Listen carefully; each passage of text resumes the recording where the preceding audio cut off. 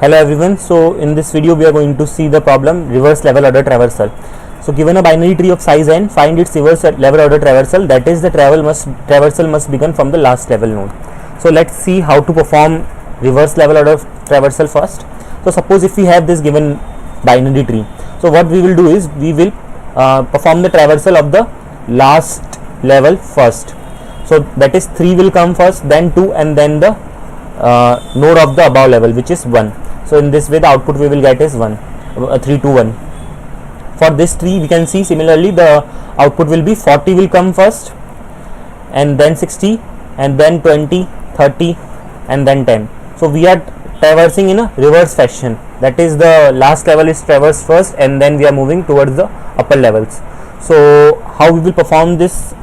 So the logic behind this is very similar to the level order traversal. In the level order traversal we made use of a queue, and then we have inserted all the elements of the tree into the queue, and then we have popped it one by one and we have printed it. So one thing you remember, while we were doing level order traversal, what we have done is we were calling the function recursively on the left subtree and the right subtree. There were two conditions that we were checking. Initially what we were doing is we were storing the front of the queue into a temp variable, right? And then what we were doing is we were checking this condition: if temp's left is not equals to null, then what we were doing is we were pushing it into a queue dot push temp's data. Okay, and similarly we were doing it for the right child also. So in this way we were inserting our elements into our queue. So the difference is this much only here, that this time what we are going to do is temp data not, it will be temp dot left and right, left temp right. Okay, so by doing this what we were getting is we were getting it into a sequence, like 10 was when we were outputting, we were getting our node 10 at first, then 20, then 30, then 40, and then 60. But if you see this time what we are going to do is we are going to like write the right statement first and then we will write the left statement. So why we are doing this? Because let's see. So suppose if we have this tree, right, 10, 20, 30, 40 and 60. So let's see what will happen when we will do this. So first of all we only have 10. Okay, now we will traverse 30. So what we will do is we will insert 30 into our vector. Now what we will do? 20, because the left child is 20. So in this time we are doing just one thing only, that instead of traversing left first and then right, what we are doing is we are traversing the right child first and then we are traversing the left one. So again we have this 20 now. So before 20 we have 30, but 30 doesn't have any children, so we will move to 20, and 20 has two children, left and right. So what we are going to do is first of all we are going to traverse right one, so that is 60 will come first and then 40 will come.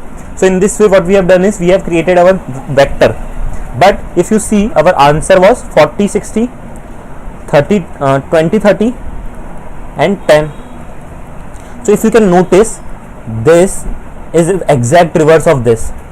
You can see 40, 60, 20, 30 and 10. So finally we don't have to do anything, we just have to reverse this our vector, answer vector, and we have to return it, and we will finally get our answer. So in this way we can perform reverse level order traversal of a binary tree. So I'll just repeat it quickly. While doing the level order traversal, we were doing that while traversing, first of all we were traversing the root node, then we were traversing the left child and then the right child. But at this point of time where we have to find the reverse level order traversal, what we are going to do is we are going to traverse the root first and then the right child and then the left child. And after our complete tree is traversed, finally we will reverse our answer vector and we will return it. So in this way we will get our reverse level order traversal. Let's see the code quickly now. So we have this reverse level order traversal function in which the parameter root is passed, and So initially our we can see that the return type is vector because we have to store our answer in a vector. So we will create a vector vector in V. This is the initial condition that we check. If our root is equals to null, then we will simply return our vector. Now since we have to do the level order traversal, what we are going to do is we are going to create a queue, and initially we will push the root of the binary tree into our queue. Now this condition where we will traverse the queue at every level. So while q dot empty is equals to false, we are going to traverse it. So we are storing it into a temporary variable, the front of the queue. So I have taken the node current, and which is equals to q dot front. So this will, what this will do is this will store the front of the queue into our current variable, current node. Then we will pop the front of the queue, and now what we will do is we will push our current data into our vector, answer vector. So for example, for this case, what we have done is we have taken 10 into our current variable, and then we have popped it from the queue and we have inserted into our answer vector. So, and what these two lines will do, these two lines will check if the root node has any children node. So yes, 10 has two child nodes. So what it will, these two lines will do, these two lines will insert 20 and 30 into our queue. Okay, so at this point of time we have 10 into our answer vector. So while during the next iteration, what it will happen is instead of traversing 20 first, we are going to traverse 30. Okay, why? Because you can see that in this line I have taken current right first. So that is why we are going to traverse 30 first.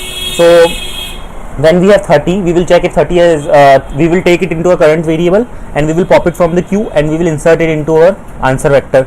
So the answer vector currently will have 10 and 30. So the next thing will be, it will check if the 30 has any children nodes. So no, 30 does not have any children nodes, so it will come to 20, and similarly it will follow, and we will have our answer vector ready. So before returning our answer vector, what we will do is we will simply reverse it and we will return our answer vector. So what this will do is this will give us the reverse level order traversal of our binary tree. So let's try submitting this code.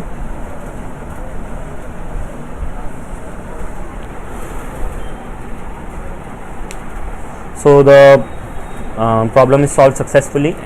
So thanks for watching.